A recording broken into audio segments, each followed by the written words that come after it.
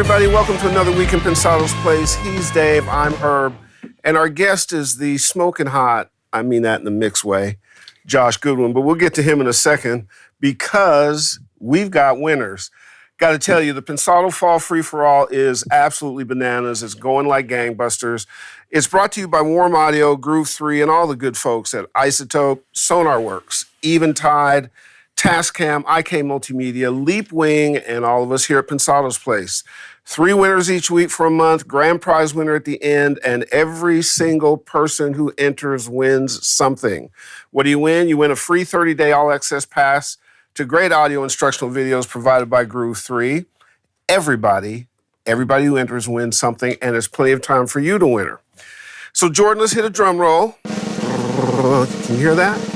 This week's winners are from St. Vincent, the Grenadines, Caribbean, Kamali Nanton. From Springfield, Massachusetts, Alexis Gonzales.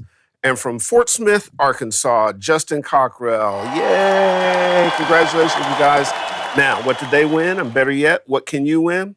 How about this? A trio of mics from Warm Audio, Tascam's Porta Studio, Eventide's hot new SP 2016, Sonarworks' amazing Reference 4 headphone edition, Isotope's Neutron 2, Dave's book on the art of recording vocals, Yay. Special emphasis on comping, Leap Wings Dine 1, the all-access pass from Groove 3, and from IK Multimedia, the iRig Keys 25, and Sample Tank 3.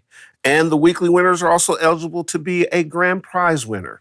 And that person ratchets up to a whole nother set of prizing. Extreme bundles from all the aforementioned sponsors, amazing stuff. You'll also be a guest on Pensado's Place, a year-long all-access pass from Groove 3, more stuff than you can ever imagine, and it's going to be fun. And I got to tell you, you guys are entering in droves, but the smart people enter fast. So enter right away. How do you do that? Go to pensadosplace.tv/fall free-for-all. Put in a few lines of info, and you are good to go. That's pensadosplace.tv/fall free-for-all. Enter the info and come and let us mention your name and give you lots of stuff. Do that right now. We are getting entries from all over the world. Talisha, our marketing maven, she reports numbers to me, and I from the morning to the afternoon, like they just jump exponentially. It's pretty cool. Huh? It's one of our best prize packages and giveaways. I use a lot of this stuff, at least something from each manufacturer. It's a great, great list. I wish that I had this when I started out, and I'm glad I have it now. And I think it works for amateur hobbyists, but it can also work for pros as well, too, obviously, if you use the stuff. Yeah. A couple cool elements about this is 2 weeks in a row we've had a female winner, which I love. And shout out to all the global folks who are entering and who are fans of ours, and we appreciate it. And it's because we have guests like that. And keep them coming, correct? Please, please. Before we do the ITL, just a quick something. Chongor and I were talking. You guys know Chongor. He's a key member of our team. Very key member. And in a millennial and that kind of social generation. And he brought up something that felt very important to him. So just a quick mention to you guys. We had noticed a spat online between some friends of ours, and I think the point of it, to summarize, was really that whatever you put online is a lasting record. Know that that's a digital footprint that can be pulled up, either used for you or against you. So we preach civility. You have to govern yourself. We're not telling you what to do, but be aware because those things can be tracked. So good looking out, Chongor. I think that's wise stuff. Before the ITL, remember to like, subscribe, and notify, and most of all, sign up for the Pensado Fall Free-for-All. DP, what is our ITL? We all have problems making a bass sit in the mix, so I've done an ITL showing you all about that bass, how to fit it in the mix. Bass all about that. Or bass all about that.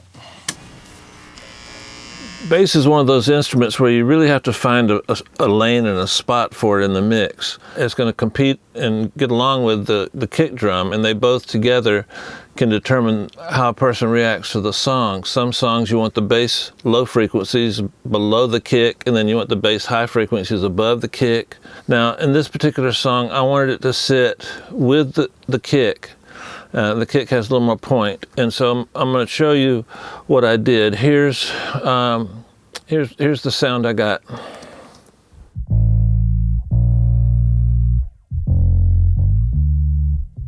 Now, If you look real close, there's something that I've shown you before. It's a little unusual. I've got 3 L1 limiters in a row. The reason I have it like this is because I want this limiter to feed a little bit to this limiter and feed a little bit to this one. So let me show you what's going on here. It doesn't have to be drastic, but it gives you a really nice, smooth sound. Now watch, keep your eyes right here, right here, and right here.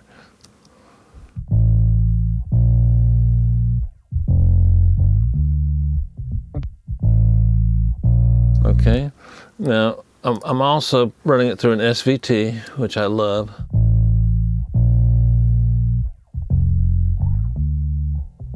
Whew. It's too dangerous to do that again. Okay, at this point in time, I needed to control some things. I've really fallen in love with this Cambridge EQ recently. Some of the options you have, see this little corner right here? That determines a lot of what the low end is going to be like, and you get these options here. I'm not trying to show you how to use the plugin, but this Eclipse 6 I use a lot. It's very radical. Before we go too much further, let me play you what we've done so far.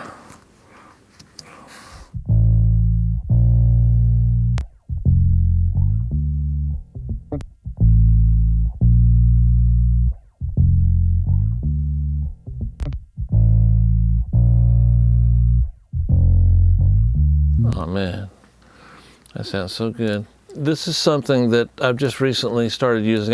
You might have seen me use this.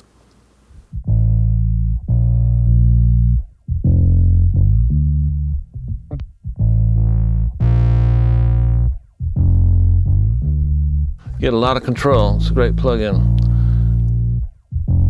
Now, this low ender is feeding this plugin here. Some of you might not know this, so this would be a good one to kind of master. It does what it says. It kind of helps you with low end on a lot of different things. It's straightforward. Now let me take it out. I'm feeding in parallel to it, so watch this.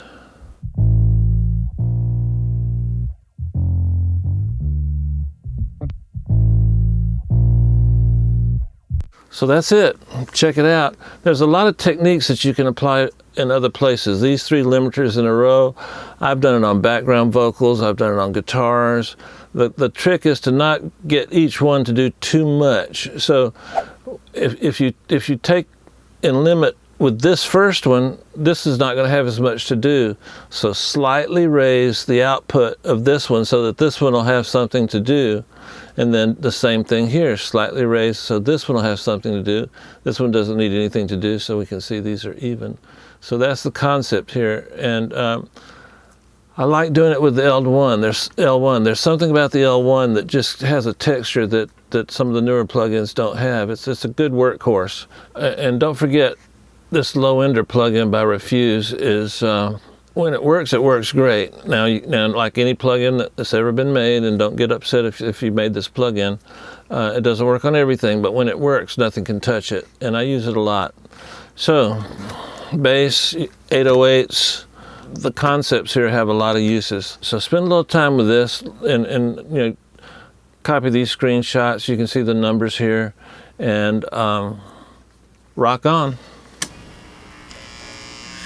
He's a dear friend. We've watched him grow, and he has become one of the most in-demand mixers in the business. Please welcome back to the place, after an extended absence, the one, the only Josh Gudwin. What's happening, man? What's going on? Good to see you. Let me get you across the table. All right, man. I like this new table you guys got here, by the way. Yeah. Well, we figured it's an intimate conversation. Let's make it smaller and be here.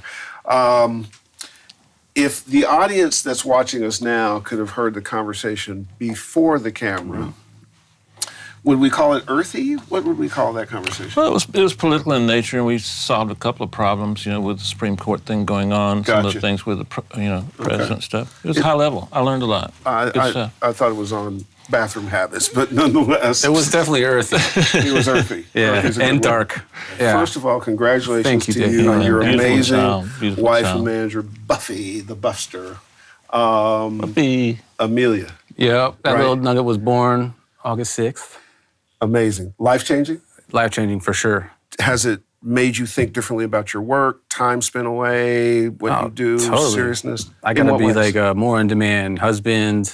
I gotta be a father now, and I gotta maximize like my work potential and in a shorter span of time. It makes you grow up and get serious about stuff. Sure. Right. But also is it inspiration too? Oh yeah, she inspires me every day. She's starting to smile now and blowing little bubbles out her mouth. These like little spit bubbles are coming out. I don't know. I look at her and smile every day. And have you started to record her yet or not yet? Not yet. Okay, cool. So the Dua Lipa, I think, was like 1 billion streams or something crazy like that. New Rules. So I remember when I texted you and said, I love this mix. You texted me back and went, really? Yeah, I was surprised you actually listened to it. I didn't, you cannot love that record. Yeah. Couldn't avoid that record. It was everywhere. And this was around as for it a while. was taking off, and then it lasted like a year longer. You've managed to have a pretty good succession of just out the park kind of records. Are you conscious of that? Do you try to compete with yourself? Or are you just doing the best thing you can for each record? I'm doing the best thing I can for each record. At the time, I didn't like some songs. You hear them and you're like, "Yo, this is a smash" type of thing. For New Rules, like I thought it was a really cool record, and it definitely grew on me. And Dua Lipa has had she doesn't like hit high first. She like goes low and then like climbs high. So like a couple months went by and I heard it randomly and I was like, "Oh crap, I mixed that song." And then like I heard it over and over and over again, and then like I was like just became like a big record. One little point. Your manager had a lot to do with your success too, by the way. She does. On that record, what were the effects that you used on that vocal? The vocal sounded it sounded like here, but yet... Yeah. You remember? I don't remember. I'd have to look. You used a reverb or a delay, do you remember? Probably like a non-lens C, I'm thinking maybe on something, or a Bricasti. I don't honestly remember. I gotta pull that session up and take a look though.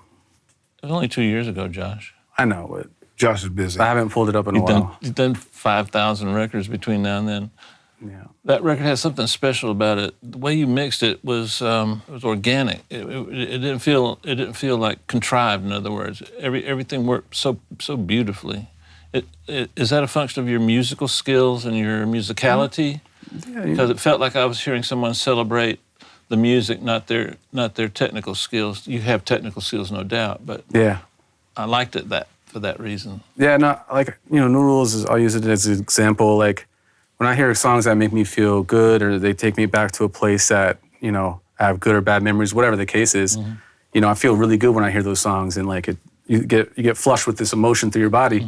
So when doing the mix, I mix New Rules until it makes me feel that type of way. So I get a little high off the music. Yeah. And so when I feel that feeling and nothing like really bothers me about it, that's when I could step back and it's a flexible mix. Anything anybody wants to change, like we can go up and down, change some stuff out, take some stuff out, like it's in like the sweet spot. So your baseline is a gut feeling. Yeah. And once you get to that, because I was going to say to your point, if I were to try to define for you a signature, the manager's choking, save her, Can we get it done? is you mix like a producer to Yeah. me. And there's a musicality and intuition. Well, actually, let's back up and do this. Because you have a unique set of skills that not everybody who does what you do has. True. A&R chops that certain superstar artists count on and look for. That's a rare thing. Almost everybody believes they can hear, but the proof's in the pudding. Yeah. Hearing and being able to see it become a hit is a different thing, even though you can't control that process.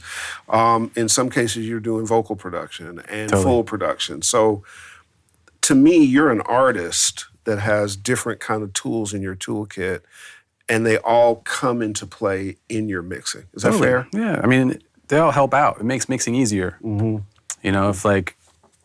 If you know what the producer was trying to do but didn't actually do it, you just do it for them. And it's like sometimes everybody needs a pat on the butt to get it moving, and even heavy dudes need pats on the butt to keep it moving, big guys. Yep. So, yeah, it helps me with the mix. The musicality for me is, I'd rather have the mix or have a song that, make me feel good instead of like be blown away technically by it. How would that So you mix, get both, How would that mix have turned out if you had total arrogance instead of the self-doubt that you have sometimes? Like I have too. If I worked off of arrogance? Yeah. Is that what you're asking me? It probably would have I don't know, it wouldn't have been good. It'd been too aggressive. Oh. Yeah. Is that the Marine in you? No, I mean, I try not to mix with arrogance.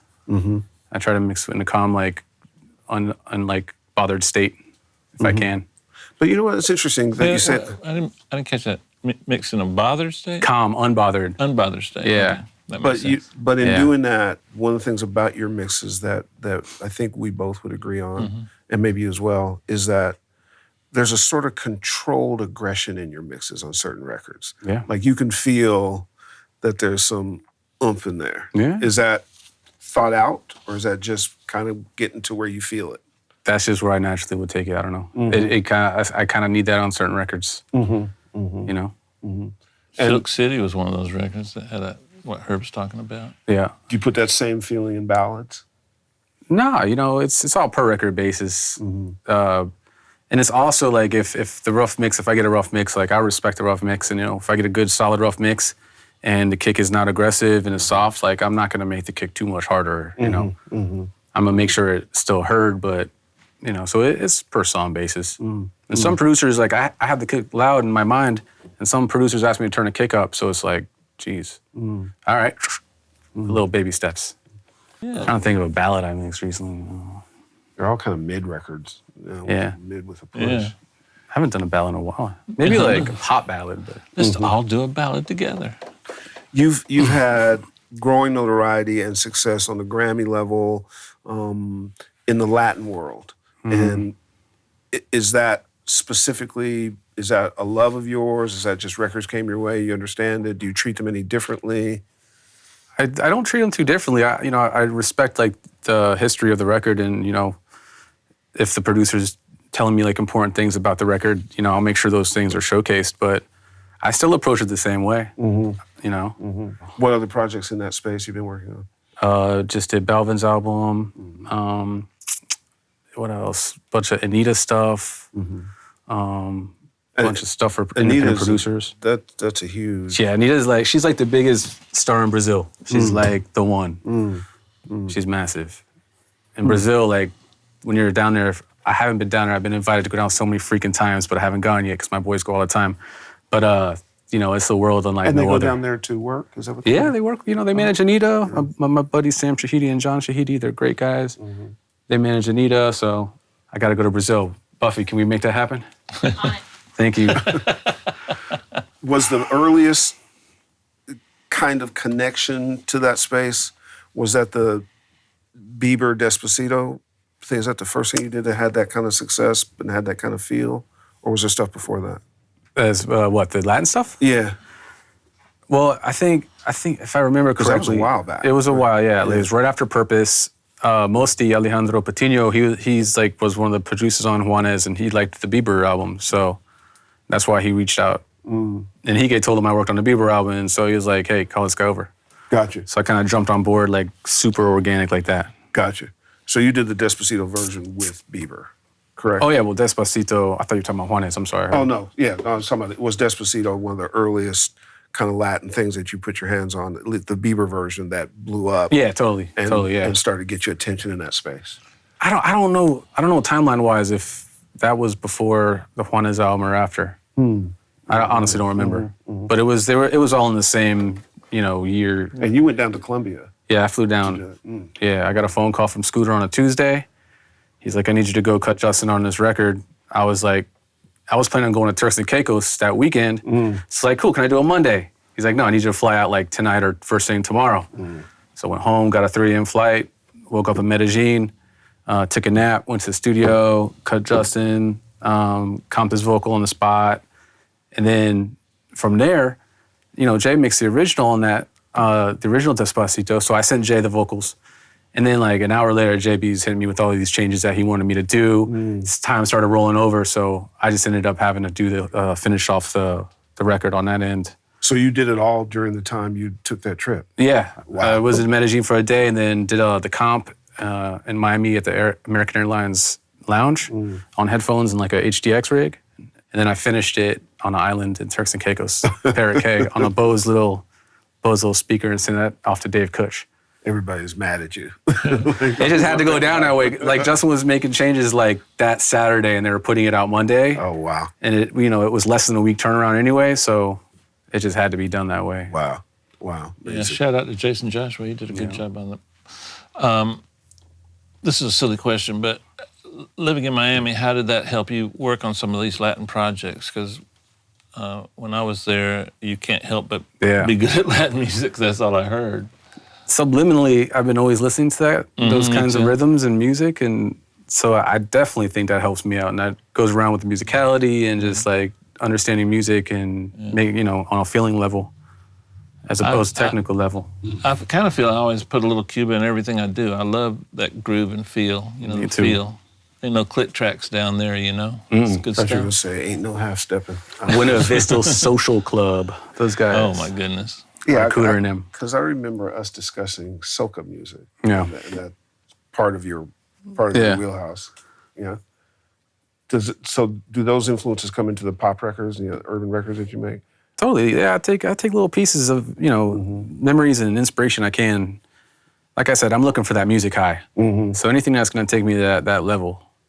Do you think you have do you think you have an identifiable signature, or is it just that you let stuff come through you till it feels right? I don't know if I do have, I don't know. For other folks to figure out. Yeah. Yeah.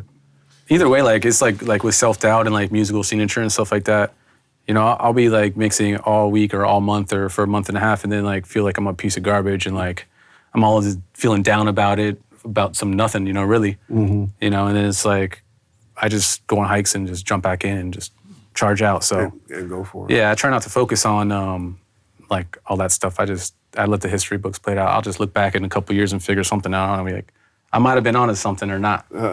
How did vocal production come about? Did somebody just ask you, or something you wanted to do, or? Well, I learned how to vocal produce from like the greatest vocal production guy ever. Yeah, Cook. No question. And cut a couple hundred records, maybe 1,000. I don't know how many with him. It just becomes natural, just like anything else. Use that as an asset, as a tool. You can fix things like if you're a mixer and all you do is mix and you don't edit things and don't groove things. Like so I'll groove a vocal if it's off. I'll tune a vocal if it's off, real like subtle. Make it right. So that all comes into play on the mixing side too. It makes it easier to get vocals. I'm going to change the subject just a little bit.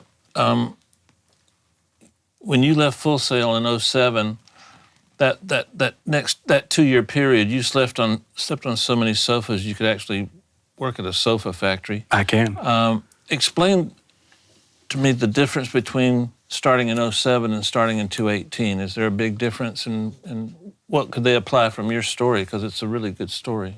It all applies. Like you have to be willing to save money, work your ass off, do a lot of favors, just get in the door, develop your sound. It takes 2 to 5 years to get your sound up, at least. And then if you're not on the right path, even then you're not going to find it. But and if you're not mixing every day somehow, some way, you got to mix every day.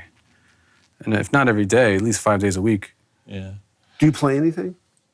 I lightly play guitar. I write with the guitar. Okay.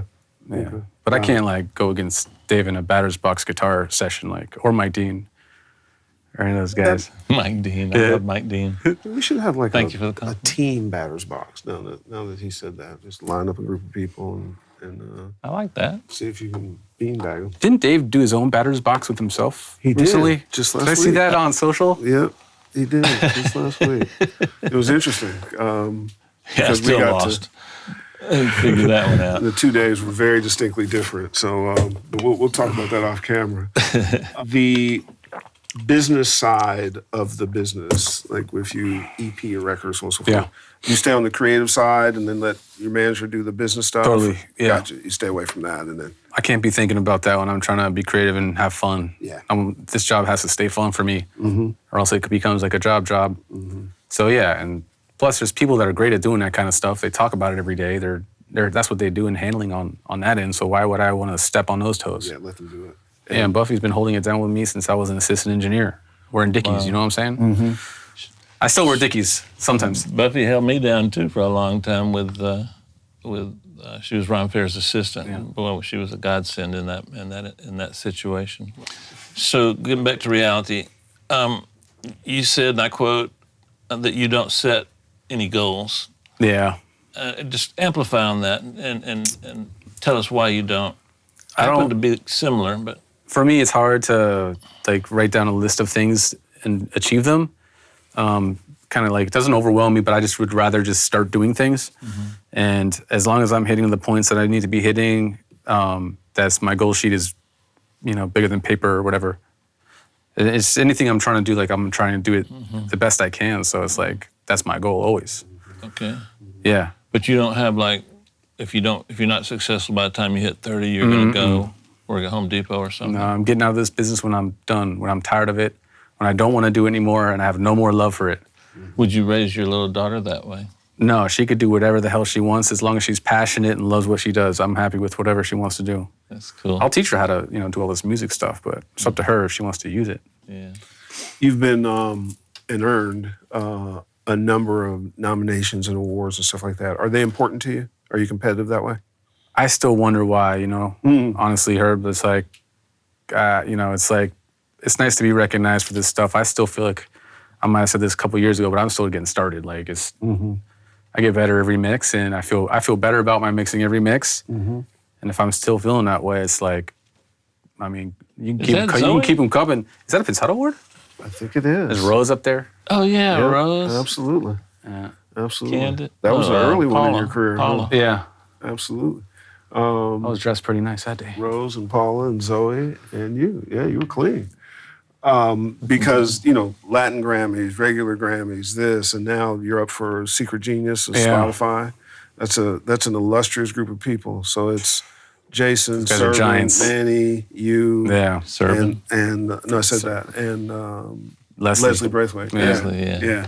That's a pretty heavy crew. Yeah, I mean, it's just nice to be in those, rubbing shoulders with giants. I love it. It's like, I listen to those guys' mixes all the time.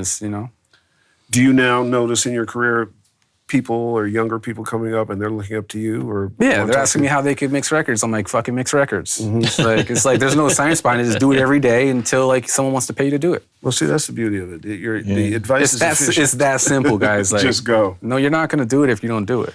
Josh, I'm gonna stick a technical question on you. Oh, jeez. Not too technical. Okay. A lot of people ask me, what do you sum with, and are you summing? Yeah, I'm going And why? The reason why I started summing is because someone asked me to try their summing mixer. I pulled up a mix. I liked the way the mix sounded, so I kept using that summing mixer. What did you hear that was catching your ear?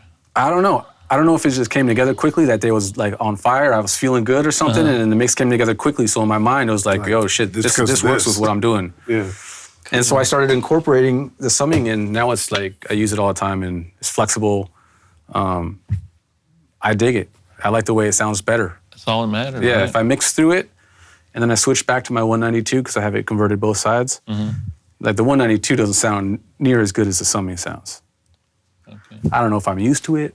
I don't know if it's already like ingrained in my head. Is it a coloration that you're hearing, or is it a dynamics, or louder, or? It's not louder. It's just overall, it just has more space for me and feels a little better. I just enjoy the flexibility of it. And I just like the way it makes the mix feel for me. Yeah.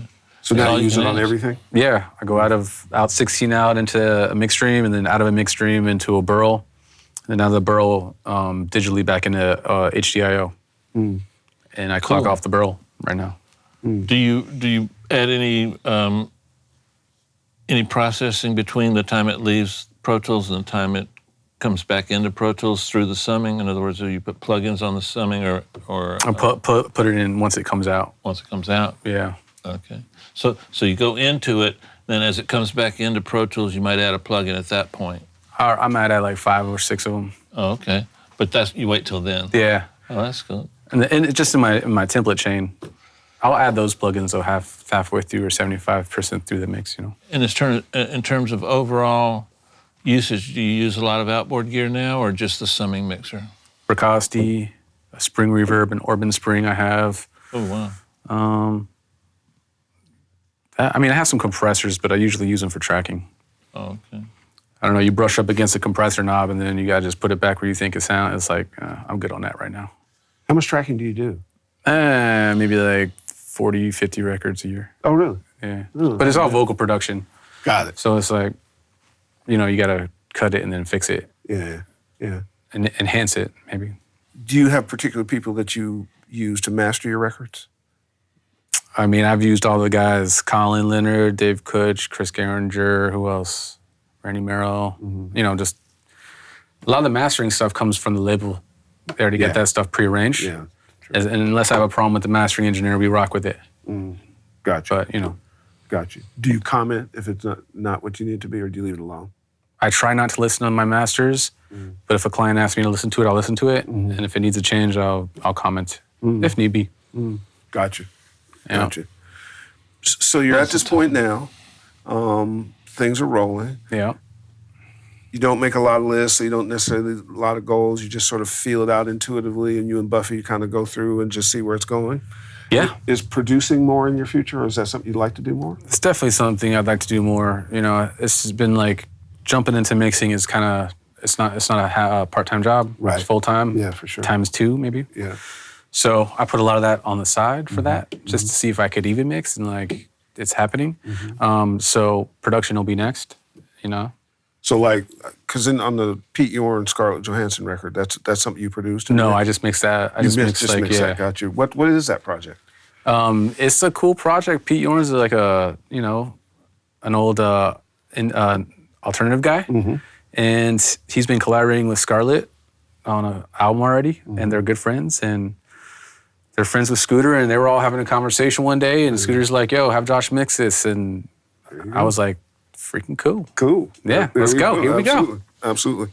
Has your game and tools been sharpened by working with the level of people, when you're working with Julia Michaels or whoever you're working with? Doesn't that make you the iron? My blade sharpened every day. Yeah. Every day. It's like I'm up with a new task every day. I got a new hurdle every day. Now I got Amelia, I got life hurdles. You know, it's like all these little hurdles, but I still got to get the task done, and that's, getting the mix right. Can you sing? No. I do sing a little bit, but I'm not a singer. Okay, sing something. No. Welcome, producer, man. Go for it. No, man. Use your power.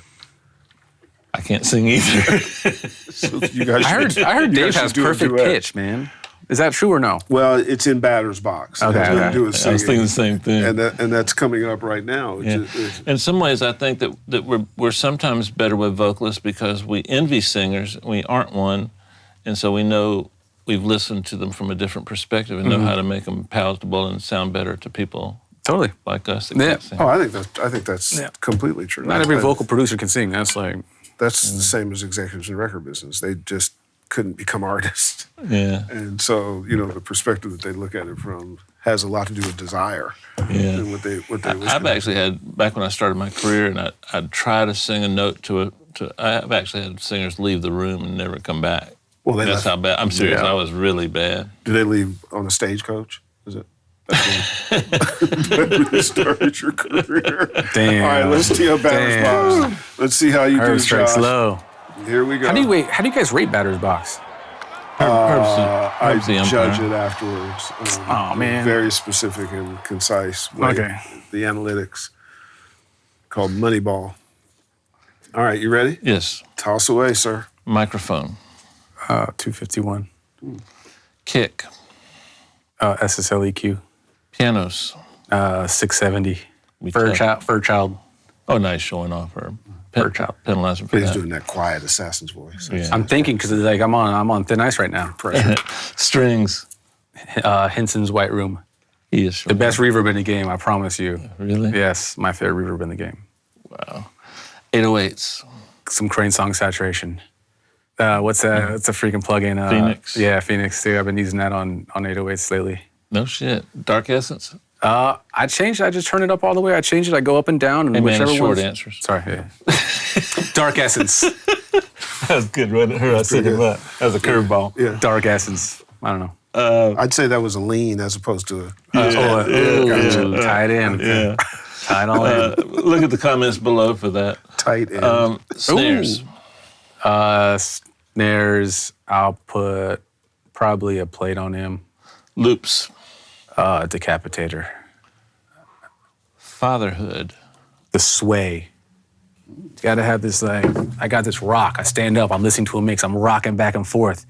When I hold this little nugget, I'm rocking back and forth. I got this sway right now, I can't get rid of it. Saturday night, you were carrying her around like a football up and down the stairs. Now do that sway in the chair. Let's see, how do you do it? I can't go side to side on this chair. Oh, can you do that? I can do this, yeah. I got you. So that's sway. The sway, or the swaddle. The swaddle. What was the least expensive or cheapest piece of gear you used on mixing a well-known record? One of those little Bose Bluetooth speakers. I heard somebody say you were using those. Because that's the only speaker I had to use on this little island I was on, this little Bose thing.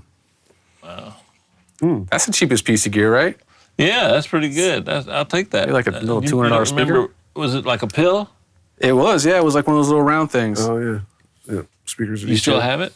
No, it's in the house. It was like at the house speaker. Wow. Pretty good job. I'll concede. What are your... 99% of the time you mix in L.A., Yeah. right? Besides your room, what other studios is there studios that you prefer, that you like? Record Plan, SO3, Henson Studio, AB, D, any, Conway. I like the B Room and the ones that smell like a Cuban cigar shop. those studios have a certain smell. You walk in there, it smells like a humidor. It's like, Do you smoke cigars? Occasionally, but they wreck me. The nicotine is just too much. It's just, I can't get it out of anywhere. I smell it everywhere. It's like... Yeah, no, a cigar will hang with you for a minute. Man. Not always in a good way. Yeah. For sure. The future looks bright, dude. Future looks good. Well, I think part of the Josh Gudwin story is that you earn this.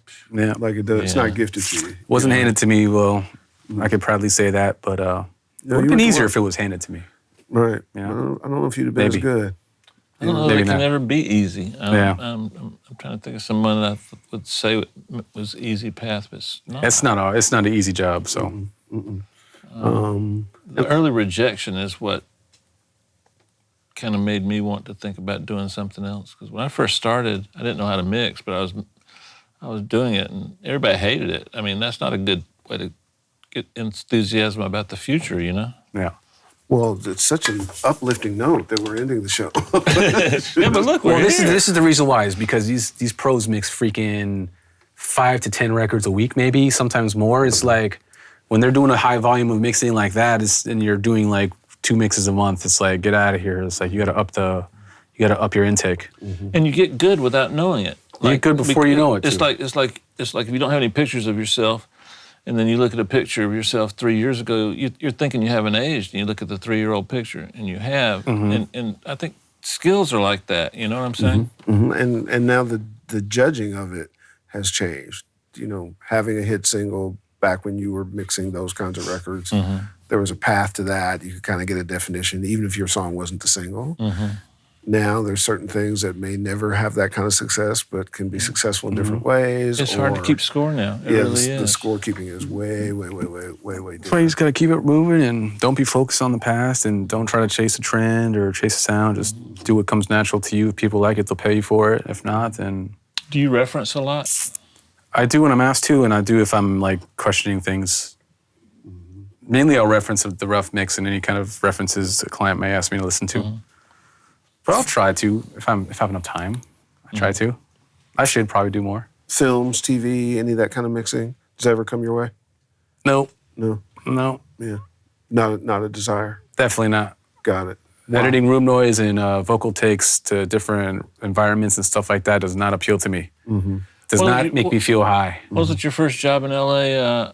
A movie? I was a PA, a production assistant for like movie sets and like commercials. But even not mixing scores or musical parts from... No, I'm down to mix one of those. Someone send me that.